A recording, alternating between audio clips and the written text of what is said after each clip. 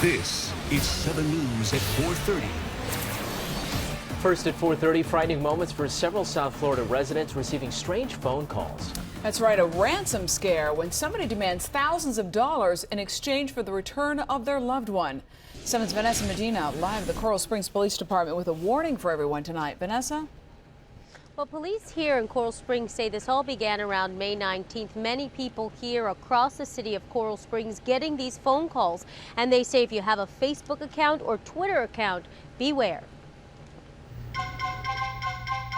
And all of a sudden I get this phone call on my cell phone. The caller telling Nathaniel Miller his loved one had just been in an accident and that she caused hundreds of dollars in damage and he wanted to get paid. Yeah, he told me, he said he was holding her at gunpoint.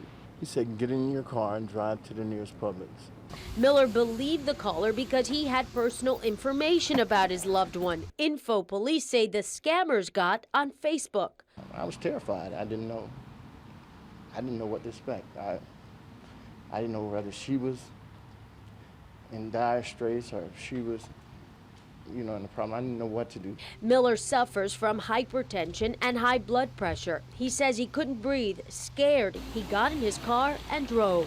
He mentioned that he was with some sort of gang. He said, what I want you to do is don't hang up the phone. The longer you stay on the phone, there's two things. They're going to try to obtain more information from you, as well as you can't contact your local police department or attempt to contact your family member that they're claiming they held captive.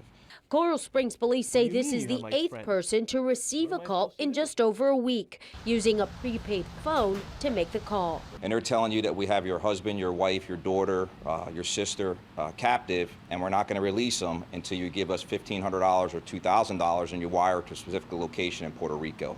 This isn't the first time 7 News has profiled phone scams. Back in March, we told you about this woman who received a call about not repaying a loan. Now scammers are using social media, targeting those closest to you.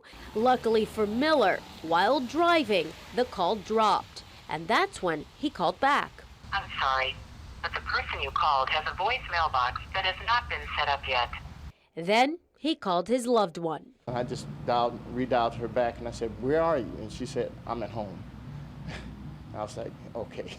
That 10 minutes of terror, that was just like, and it seemed like an hour, a lifetime. Now, police here in Coral Springs say to check your privacy settings on Facebook so that no strangers can read your personal information. And if you do receive a call like this, they say hang up immediately and call 911. Reporting live in Coral Springs, Vanessa Medina, 7 News.